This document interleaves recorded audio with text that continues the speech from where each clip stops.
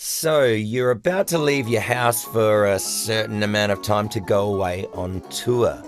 Now, what do you do? How do you best prepare yourself? Well, in my experience, I suggest that you just dive right in, go for it so that you get the experience from doing it, which will make you stronger, more aware of what to do, what not to do for the future tours that you're going to go on. But another really good thing to do is to ask other touring musicians what's worked for them. And so recently I had the opportunity of performing with a bunch of touring musicians in a tribute show to Dusty Springfield called The Look of Dusty. And so while doing that, I had a quick opportunity to talk to some of the musicians from it. Let's find out what they had to say. I'm here at the Regal Theatre in Kensington, South Australia. So here's the stage. Now, what's really interesting is that if you are off stage, you need to go backstage.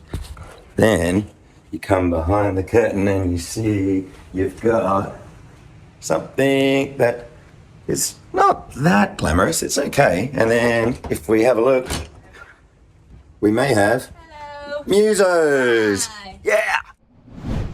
I'm Noah, and I look after the low end here on the tour. And I live in Memphis, Tennessee. Spent the last 10 years working in London, which is how I got involved with this company. And yeah, now coming over from the States to work. I run a recording studio. Yeah. And where's your accent from? Oh, it's all mixed up. Hybrid. It's a hybrid between the UK and mostly, I guess, growing up in America and then spending 11 years in London. Right, I see. I'm Gav. I'm playing drums on these shows. I'm from Scotland. It's a weird accent, probably can't understand me. What part of Scotland? From Glasgow. Oh yeah, cool. Yeah. Don't have anywhere near as exciting a story as Noah. I've not lived in anywhere else, but yeah, it's fun to be on the road doing shows. Yeah. I'm Ella. I play my vocal cords. I was born in London, grew up in the countryside in England, but moved back to study acting, actually, so I'm actor and singer. And yeah, come out here to sing with these lovely people. So Dan, from the way that I understand it, is the man who's put this whole thing together, but how did you guys individually either meet him or get called in? I started from getting the phone call last minute before doing like a month-long run where some people had bailed out and I was doing gigs with someone who had just got the phone call and they needed a bass player, and he was a drummer, and I think the relationship between drums and bass, if you're doing like a month-long run, either you're gonna have a great time or a terrible time. So he's like wanted to get someone he enjoyed playing with on it. So he hit me up, and then he just did that 1 year, but then I got on well with everyone and kind of just snowballed from there. And then as time went on and more shows came through, I started doing more on the the ending side of things and helping with the back end as well as just on stage. Yeah. Him. He did exactly. I had to do a lot of dirty work today. Yeah, well, there was the guy, Luke, who played keys for a couple of years, who's from Edinburgh, when they were doing the Edinburgh Fringe. He was one of my good friends, and then he introduced me to Noah. We went out and tracked an album with Noah in Memphis, and then he just loved me so much that he forced me into the company. We need you. Hell, I need you. So mine was through Facebook. Dan posted looking for a singer for the Bond show that Night Owl do, and they were doing it on a cruise last year, just like a little guest entertainment slot. And I don't know if they'd had someone pull out or what the deal was, but he didn't have a singer. So he posted it on one of the many Facebook groups for musicians that I'm a part of. And I just replied, and it just so happened that I'd done a Bond concert that summer. So I had footage of me singing songs, and I just said, yeah, I can do that. And he called me up and went, yes, I think you can do that. So I would like you to, please. And that was it. And then he's asked me to come back and do Adelaide and Edinburgh over the summer. So it's been the start of a blossoming relationship. Nice.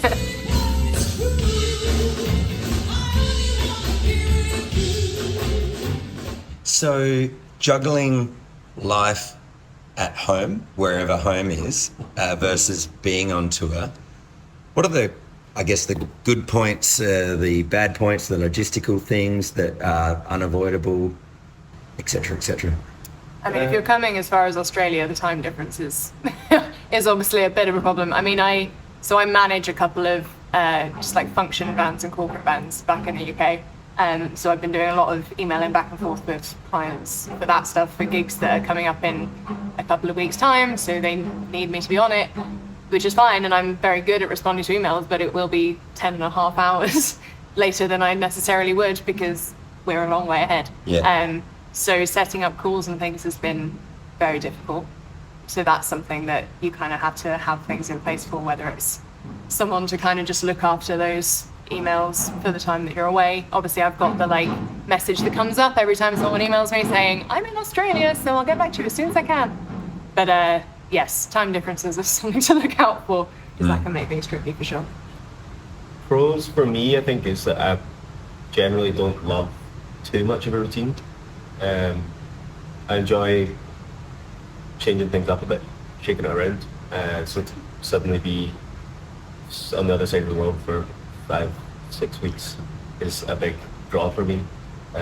But yeah, similarly, like, I mean, I nearly had a double booking back home that I forgot about and crossing over my diary, so trying to keep on top of all that is definitely a setback. Yeah. It's so hard to care about stuff at home when you're, when you're in Australia and like doing shows out here. Have to remember that life carries on. I can't worry about that now. That is a problem for Friday. I mean, yeah, I think the perks are definitely, you know, it's opposite seasons too. So getting to kind of peak summertime and peak winter, it's like, yeah, of course. And you just traveling, I think, you know, all of us have gotten to go places that are unique that we wouldn't have ended up in if it weren't for what we're doing, musically speaking.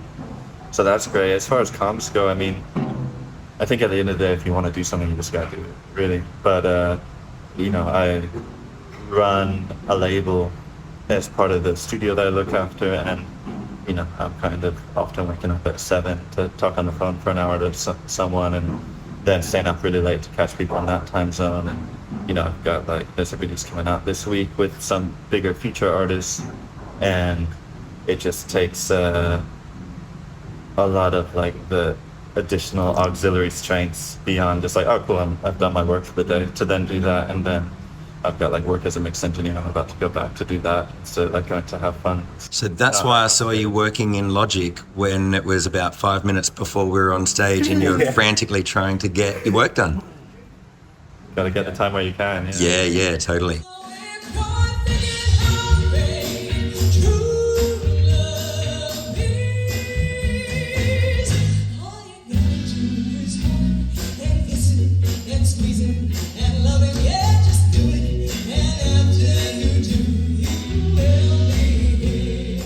So guys, last question. We all have our own juggles, musically speaking, for shows, whether it's stylistical or crappy, keeping your instrument in working order, logistics or whatever. What are some things that you can't avoid? What are some good things that have kept you going along the way? I mean, speaking vocally, lots of gin. Actually, I think a big one for me with this particular trip was the aircon on planes absolutely murders your voice. Right. So doing like a 20-hour plane journey was concerning for me, mainly because I'd started getting a bit of a sore throat like a couple of days before I came out. And it meant that I very much did not take full advantage of all of the free champagne they kept offering me on the flight. And I was absolutely guzzling water. So yeah, that's something to bear in mind for singers when flying. I rarely come off a plane without feeling very like... You think I like talking with a dry, sore throat?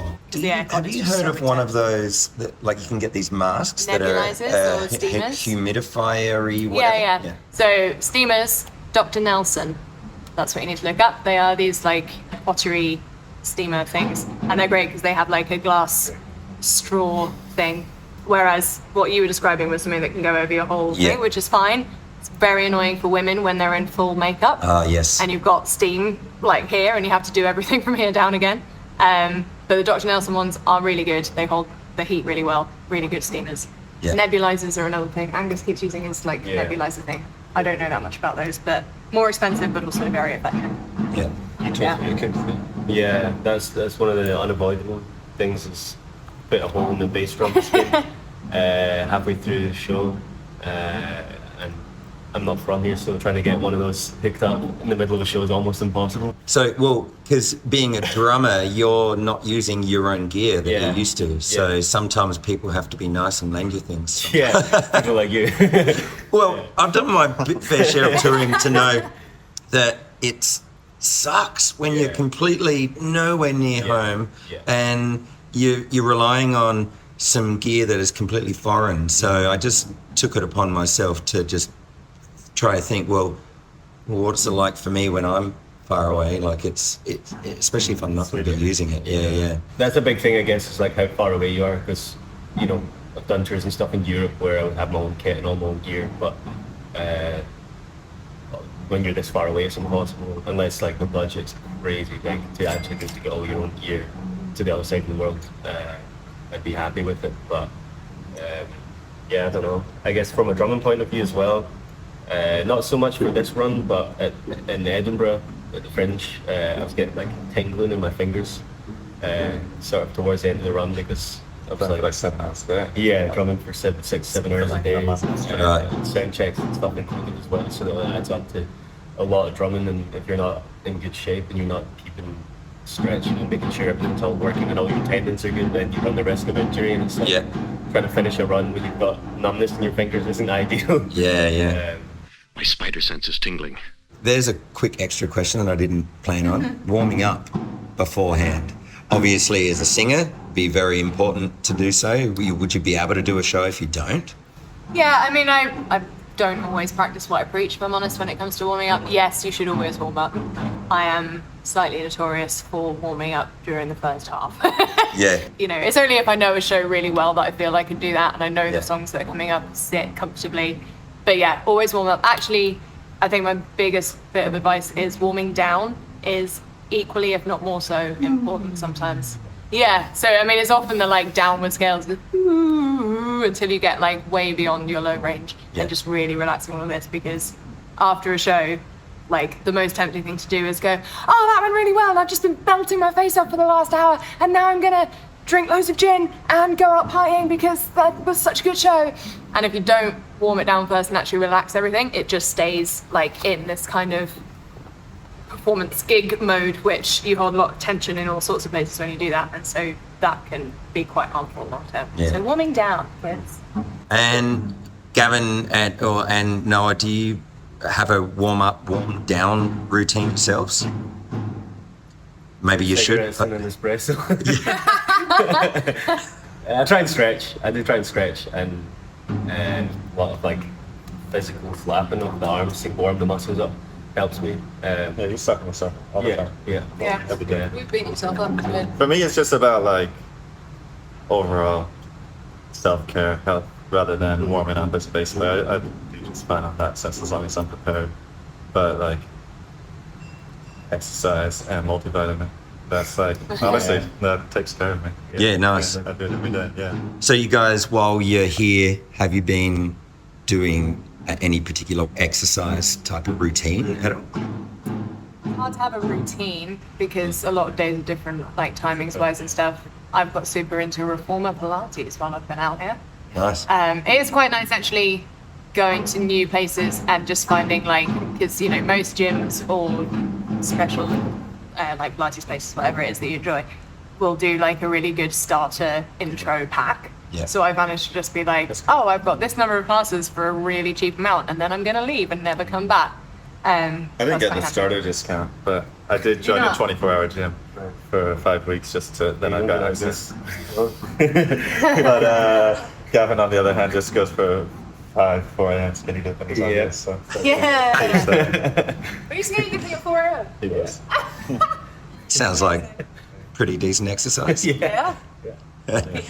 Cool. Well, thank you so much, guys. I've really enjoyed playing with you and meeting you and whatever, and hopefully we can do it again sometime. Yeah, for sure. Thank you so much once again, guys.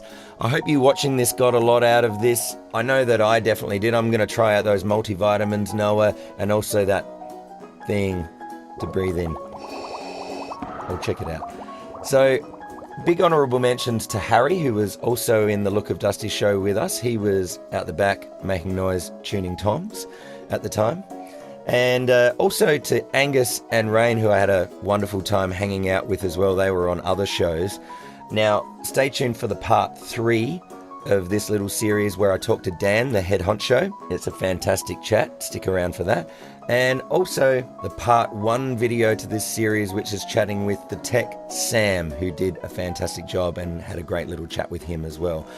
Now, if you haven't already done so, check out the other videos here on the Crafty Music Tips YouTube channel. There's quite a range of different music tips related videos, so I hope that there's one that can help you out as well. So until then, I'll just leave you with this thought, that you don't have to do every single thing right now, whatever it is that you're doing.